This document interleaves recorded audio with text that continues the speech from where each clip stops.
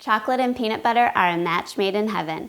And when those flavors combine in these homemade peanut butter cups, it's absolute perfection.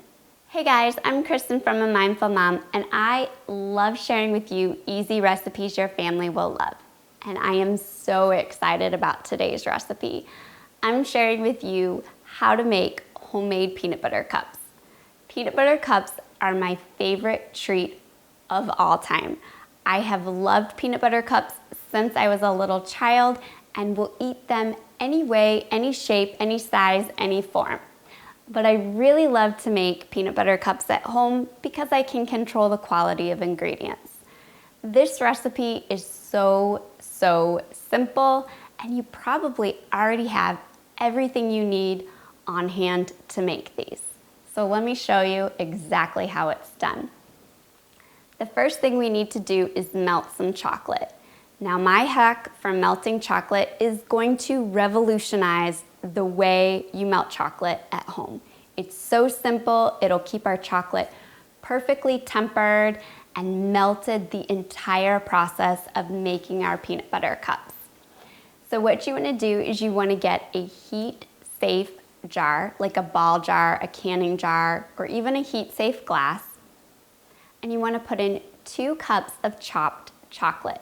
You can use chocolate chips, you can use a combination of semi-sweet, dark, milk chocolate, you can even use dairy-free chocolate. I'm going to place my jar into a slow cooker, and then I'm going to pour water carefully around my jar, making sure not to get any water into my chocolate. If you get water into your chocolate, it will cause your chocolate to seize up and it won't melt perfectly. So just be extra careful to not get any water inside your jar. Flip your slow cooker on to high, and you're gonna let it go for about 30 minutes. You don't need to stir it, you don't need to watch it, you don't need to worry about it. And after about 25 to 30 minutes, you'll come back and see that your chocolate is perfectly melted. At this point, I'm gonna add in 1 tablespoon of melted coconut oil.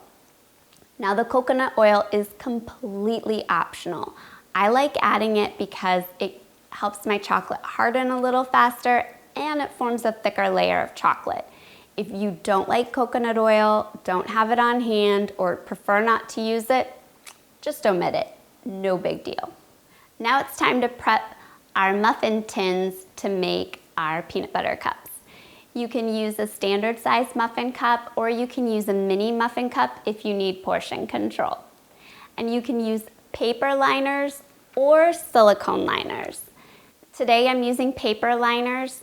The chocolate will come off the paper liners perfectly, so it really doesn't make much of a difference what you use for this recipe. Now I'm gonna take 1 to 2 teaspoons of my melted chocolate and spread on the bottom of each muffin cup.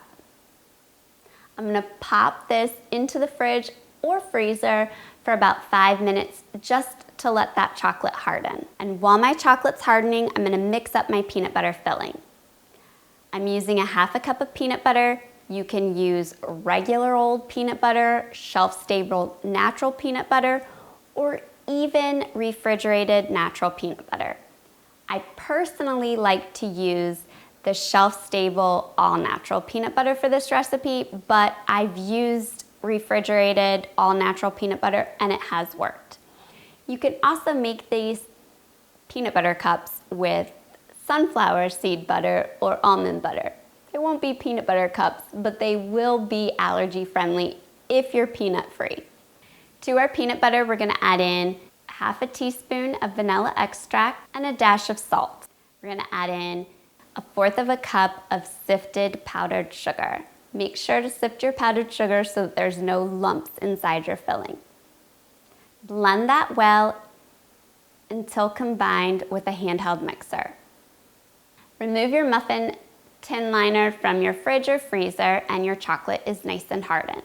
To form our peanut butter layer, portion out about 1/2 tablespoon of the peanut butter mixture. Form into a ball and then flatten into a disc that's slightly smaller than the bottom of your muffin tin. Place your peanut butter onto the hardened chocolate. Now we're going to cover our peanut butter with chocolate, and the chocolate is gonna drip down the sides of the peanut butter disc so that the whole outside of our peanut butter cup is covered in chocolate, and it'll give it that traditional look of a Reese cup. Pop your peanut butter cups back into the fridge or freezer for 5 minutes to let the chocolate set up.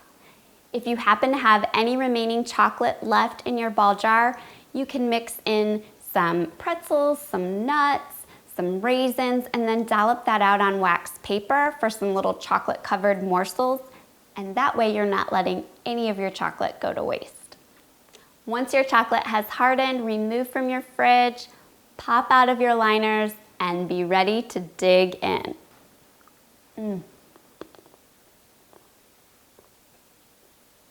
It's perfect. It's the perfect ratio of peanut butter to chocolate. So much better than any store-bought peanut butter cup. It's my absolute favorite. I hope you guys give this a thumbs up. I hope you give it a try. And I hope that you stay tuned for another delicious chocolate and peanut butter treat that my little girl is sharing with you next. See you in the next video.